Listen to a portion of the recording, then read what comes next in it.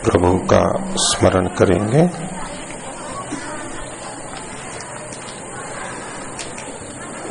मन में भावना निराकार परमात्मा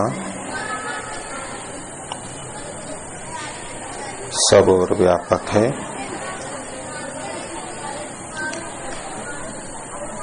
मेरे अंदर बाहर निकट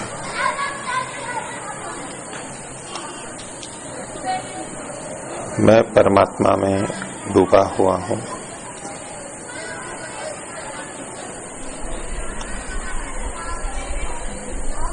प्रणव ध्वनि।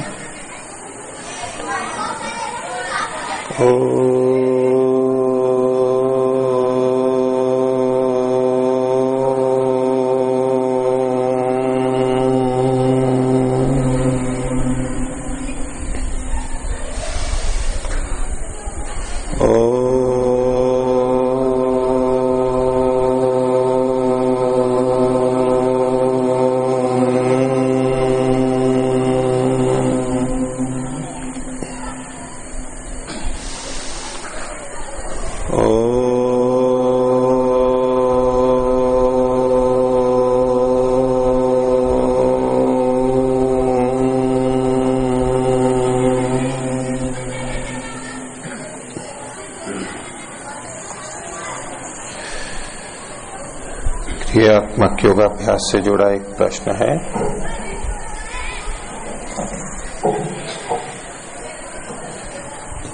साधकों के सामने एक समस्या रहती है।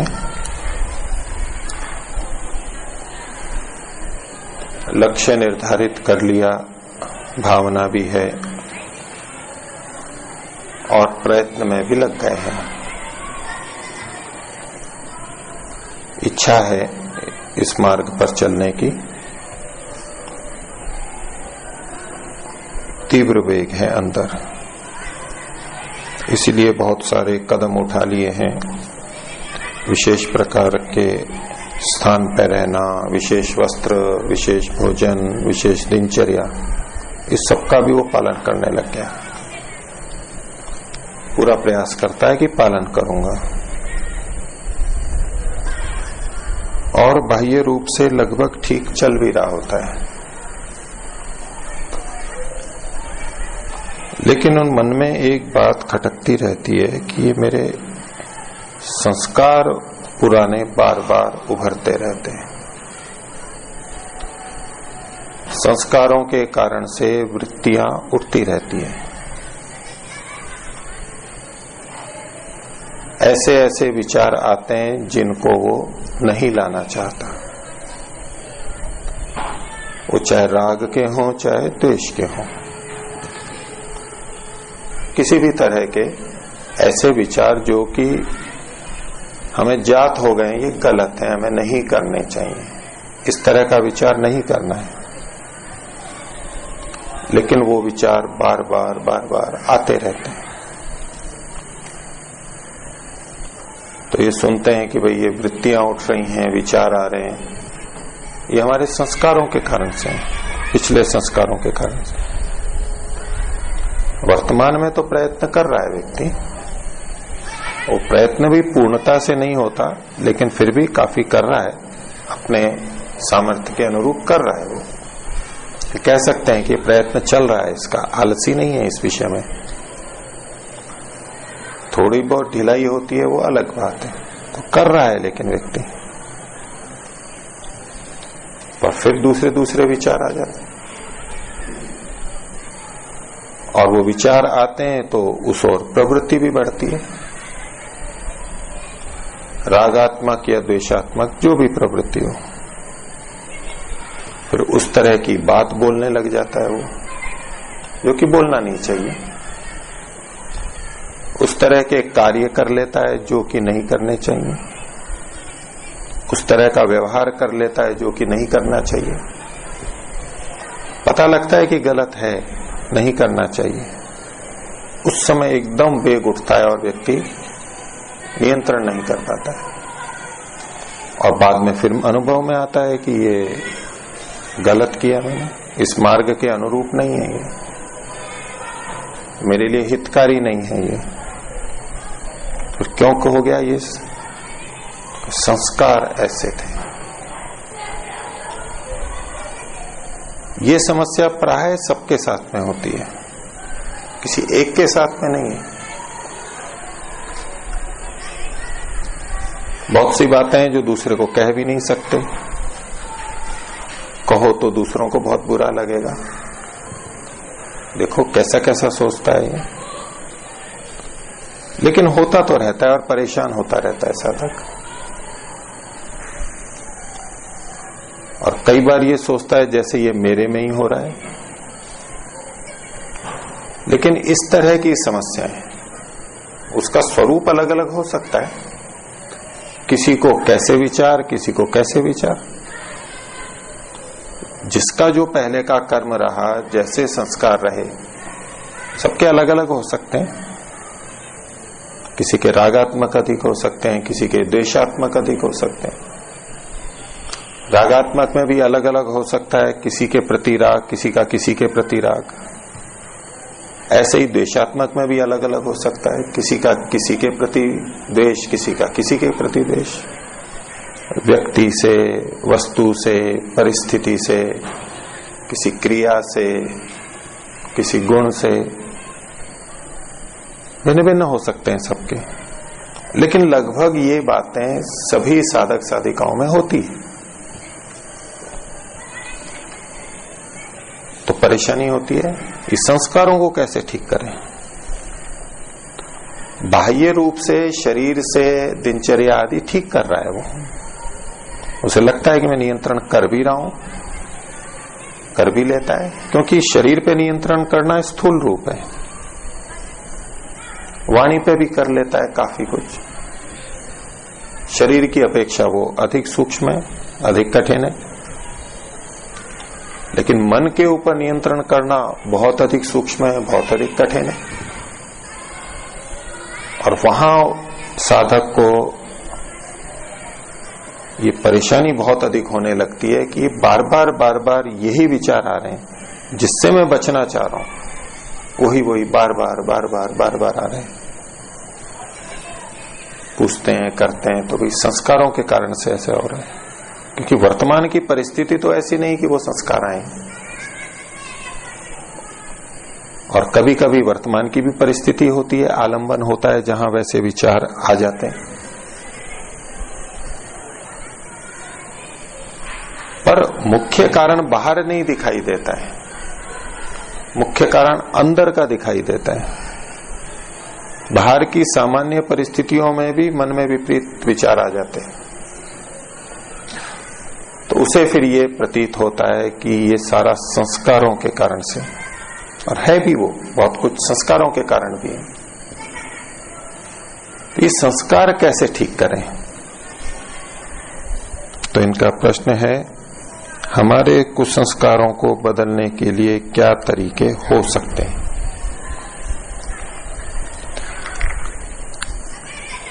इसमें सबसे पहले तो हमें संस्कारों के बारे में सामान्य जानकारी होनी ही चाहिए। जिनको है तो ठीक है कि संस्कार बनते कैसे हैं। संस्कारों का हमें उपचार करना है, संस्कारों पर नियंत्रण करना है, उसकी हानि से बचना है, उसको क्षीण करना है,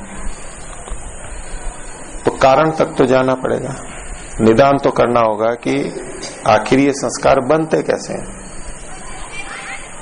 तो कैसे भी संस्कार, यहां प्रसंग इनका कुसंस्कारों का है, लेकिन कैसे भी संस्कार अच्छे भी होते हैं, बुरे भी होते हैं।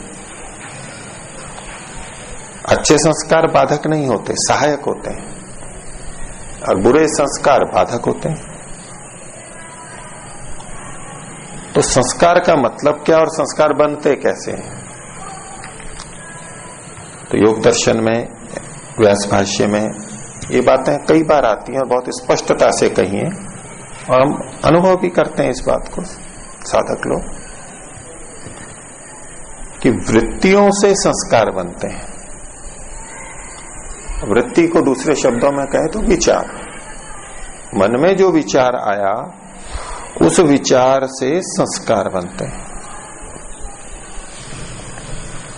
ऐसा कभी नहीं होगा कि विचार तो नहीं उठा लेकिन संस्कार बन गया, कभी नहीं होगा ऐसा।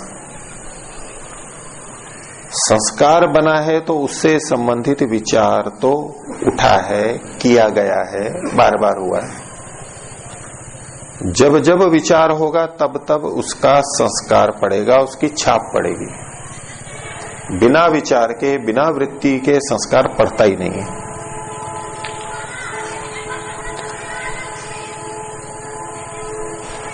तो कुछ संस्कारों को हमें रोकना है। अभी हम पहले ये समझ रहे हैं कि कुसंस्कार बनते कैसे हैं, हम पहुंचे संस्कार कैसे बनते हैं। तो संस्कार वृत्ति विचार से बनते हैं, इसमें कोई दो राय नहीं होगी किसी की।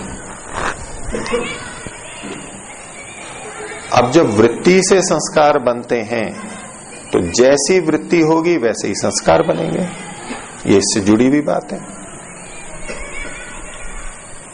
अच्छे विचार या अच्छी वृत्ति तो अच्छे संस्कार, बुरे विचार और बुरी वृत्ति तो बुरे संस्कार। संस्कार हमारे चित्त पर पड़ी हुई छाप है, और वृत्ति एक व्यापार है, वो स्थूल है, वो क्रियाशील है, चिंतन है, प्रकट रूप है।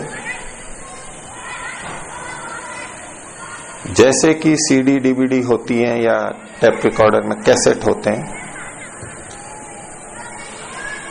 तो एक तो उस पर छाप पड़ी है। मान लीजिए कि कैसेट में, ऑडियो कैसेट में भजन भरे हुए हैं, कुछ भी प्रवचन भरा हुआ है,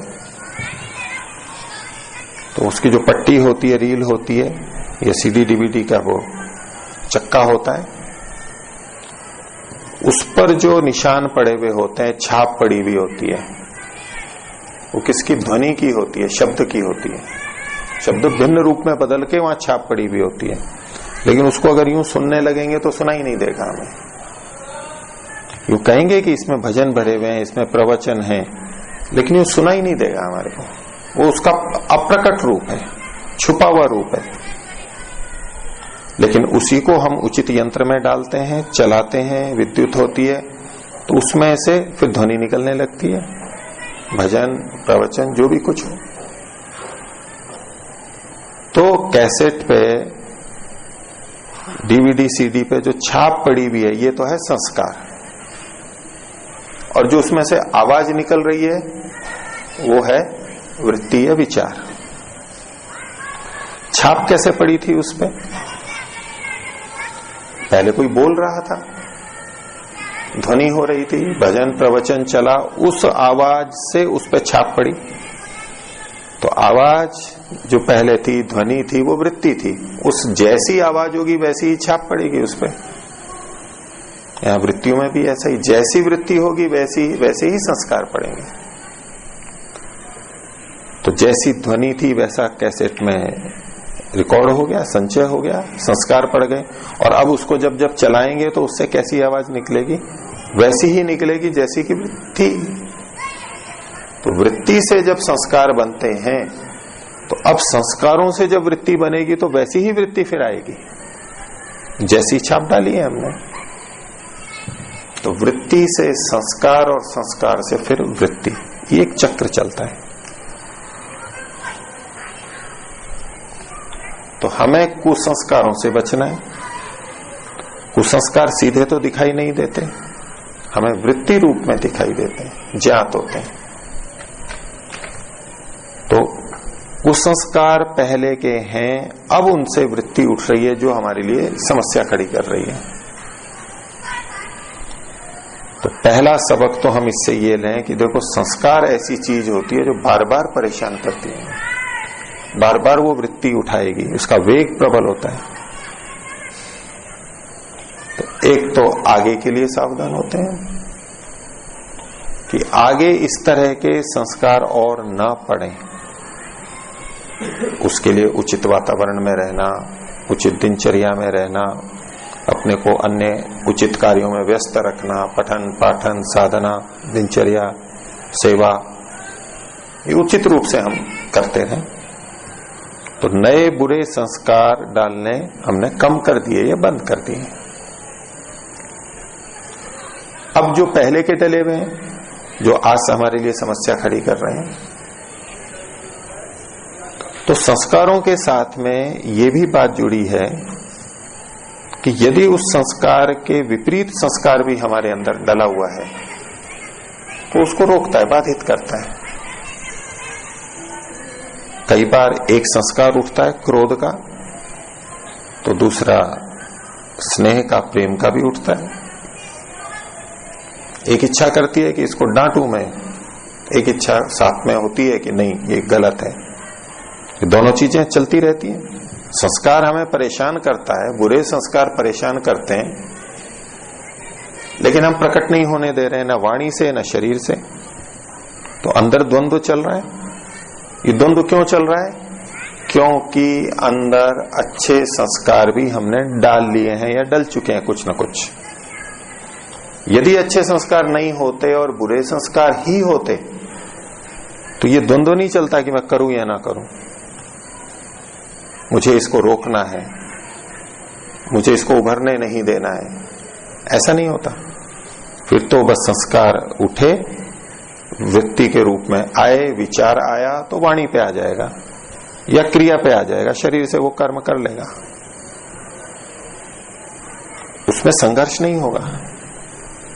तो ये जो साधकों में संघर्ष होता है कि बुरे विचार बार बार आ रहे हैं, उसका मतलब है कि दूसरे अच्छे संस्कार भी हैं, अभी हमने डाल लिए हैं कुछ न कुछ, और वही उसको उभरने में समस्या खड़ी कर रहे हैं।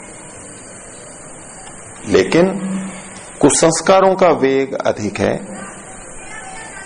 अच्छे संस्कारों को हम उभार नहीं पा रहे हैं, तो बुरे संस्कार के अनुरूप बोल देंगे या कर लेंगे। तो इसी से हमें पता लग जाता है कि बुरे संस्कारों को, कुसंस्कारों को रोकना है तो उसके विपरीत जो अच्छे संस्कार हैं वो हमें अधिक से अधिक डालना है। उसका बल भी, उसकी सेना को भी हमें बढ़ा देना है। दुष्टों की सेना अधिक है, उसका बल अधिक है, हमारा कम है। जब हम बिल्कुल नहीं थे तो दुष्ट जब आते थे, जिसको लूटना था लूट के चले जाते थे। लेकिन जब कुछ जागरूक लोग हो गए, कुछ बल बन गया सज्जनों का, तो वो जब दुर्जन आते हैं तो उनको रोकते हैं, समस्या होती है, लेकिन फिर भी वो कर जाते हैं काम अपना, क्योंकि वो बलवान होते हैं, अधिक होते हैं। तो उसका यही उपाय है कि सज्जन लोग अपनी संख्या को बढ़ाएं, उनसे भी बलवान हो जाएं, फिर वो नहीं आ सकते, फिर वो कमजोर हो जाएंगे। ऐसे ही कुसंस्कारों से हमें बचना है। अभी बार बार वो उठते हैं तो इससे अधिक दुखी नहीं हो ऐसे।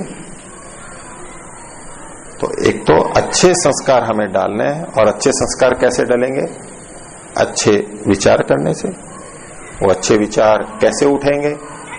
तो पढ़ने से हो सकते हैं, शास्त्रों को पढ़ने से, श्लोकों को पढ़ने से, गीतिकाओं को सुनने से, बोलने से, स्वाध्याय से, प्रवचन सुनने से, उस तरह की अच्छी बातें करने से, अनुकूल उसी तरह के वातावरण में रहने से वैसी वृत्तियां होंगी और वैसे संस्कार धीरे धीरे प्रबल होते चले जाएंगे। और एक दिन ऐसा आएगा कि हमें पूरा नियंत्रण लगेगा कि अब बुरे संस्कार उठ नहीं सकते। मैंने अच्छे संस्कारों को अधिक बना लिया है, लेकिन धीरे धीरे होता है वो। एक तो ये प्रयत्न होता है हमारा। दूसरा, जिस समय बुरे संस्कार उभर रहे हैं तो उसका समर्थन नहीं करना है, उसके साथ साथ बहना नहीं है।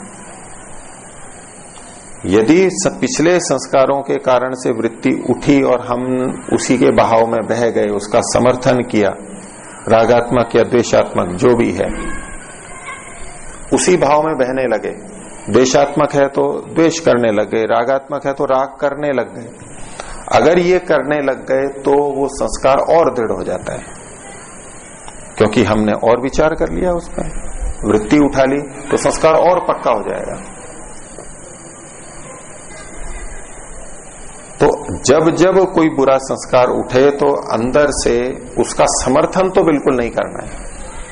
अगर उसके विपरीत अच्छे विचार उस समय हम उठा सकते हो, कर सकते हो, तो अच्छी बात है, वो भी करना चाहिए। लेकिन अगर वो नहीं कर पा रहे हैं तो कम से कम उसका समर्थन तो नहीं करें, उस बहाव में और ना बहने लग जाएं, वो नियंत्रण करना होता है। और वो धीरे धीरे प्रयत्न से हो जाता है। अब उसके कई उपाय हैं। मन में कोई विचार उठ गया तो अंदर ही अंदर अगर रोकें, ये सब नहीं रोक सकते, कई बार रोक भी लेते हैं, कई बार नहीं रोक पाते, तो ऐसे में अपने को बाह्य रूप से किसी अन्य कार्य में व्यस्त कर लेते हैं।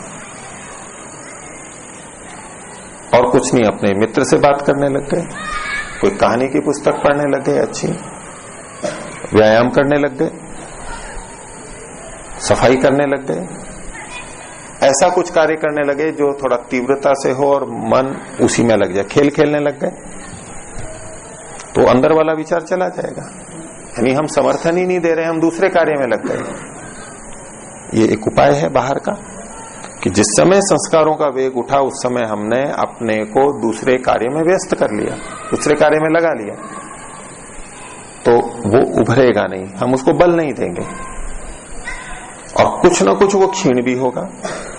क्योंकि हम इस इच्छा से प्रवृत्त हुए थे कि ये संस्कार ठीक नहीं है और इसे मुझे उठने नहीं देना है, इस कामना से युक्त होके हमने अपने को कहीं और लगाया, कहीं और व्यस्त किया, तो कुछ तो इससे भी कमजोर होगा, बल बढ़ेगा नहीं और कुछ ना कुछ कमजोर अवश्य होगा वो। लेकिन मुख्य रूप से कमजोर नहीं होगा, वो फिर उठता रहेगा, बार बार उठेगा। तो कुसंस्कारों को रोकने के लिए एक तो नए कुसंस्कार न डालें, कुसंस्कार जब उठते हैं तो उसको बल ना दें, उसका समर्थन ना करें, पोषण ना करें, अन्य जगह लग जाएं। लेकिन इतने मात्र से काम नहीं चलता, इतना मात्र करते रहेंगे तो बहुत लंबा समय लगेगा, जब तब जाके संस्कार क्षीण होंगे, बहुत धीरे धीरे होंगे। इसका मुख्य उपाय है कठिन, वैसे कठिन नहीं है, पसीना नहीं आता, लेकिन कर नहीं पाते हम, वो है ज्ञान पूर्वक उसको क्षीण करना, समझ के।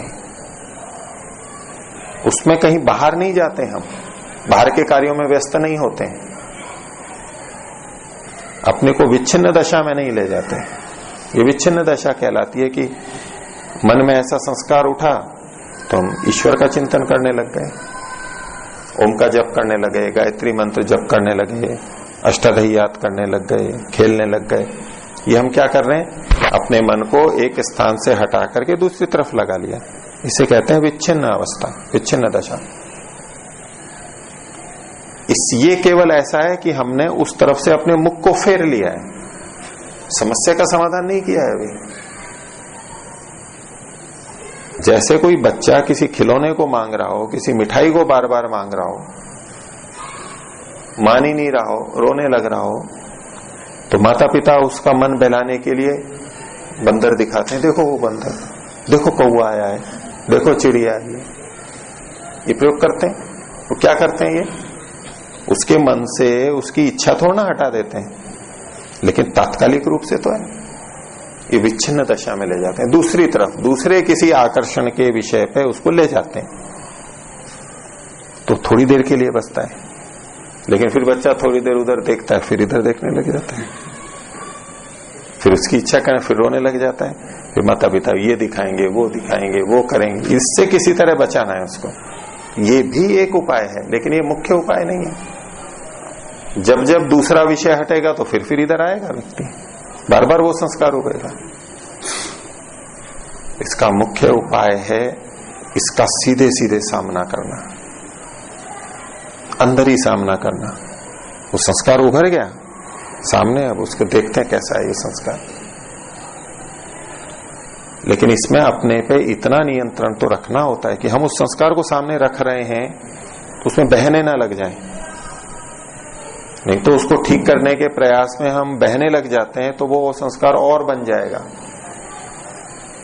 गए थे इलाज करने उसका, लेकिन खुद और जल जाते हैं उससे। लेकिन अगर हम नियंत्रण से थोड़ा थोड़ा सा उठाते हैं और उसके विपरीत भावना करते हैं, प्रतिपक्ष भावना बोलते हैं उसको, कि ये संस्कार गलत है, इसमें ये हानियां हैं, इससे मेरे को ये हानियां हैं। उन हानियों को उभारा जाता है। जो भी हमने अनुभव किया है अब तक, जितना हमारा ज्ञान है उसको उपस्थित करके उसकी हानियां देखी जाती हैं अंदर, और उस संस्कार से, कुछ संस्कार से बचने से जो लाभ होते हैं उसको मन में लाया जाता है। जिधर जाना है उसके लाभों को उठाया जाता है और जिधर से हटना है उसकी हानि को देखा जाता है। ये मूल सूत्र है, सब जगह लगता है। किसी भी बुराई से बचने में, किसी अच्छाई की तरफ जाने में, ये कि ये बात संस्कारों पर भी घटती है। ये प्रतिपक्ष भावना एकाग्र होके करते हैं तो ज्यादा काम करती है। उसके लिए एकांत में बैठ जाते हैं। पहला उपाय तो ये था कि एकांत छोड़ करके व्यस्त हो जाते हैं, दूसरों से मेलजोल, बातचीत और कुछ कहीं व्यस्त करते हैं। इस कार्य के लिए और कार्यों से हटके इसी में लग जाते हैं। जैसे हम ध्यान करते हैं, चिंतन करते हैं, ऐसे एकांत में बैठ जाते हैं। अब उस संस्कार के ऊपर विचार करते हैं कि इस संस्कार कितना लाभदायक और कितना हानिकारक है, इससे बचने से क्या लाभ होगा, ये संस्कार क्यों उभरा, ये संस्कार मेरा कैसे बना था, इत्यादि उस पर विचार करते हैं।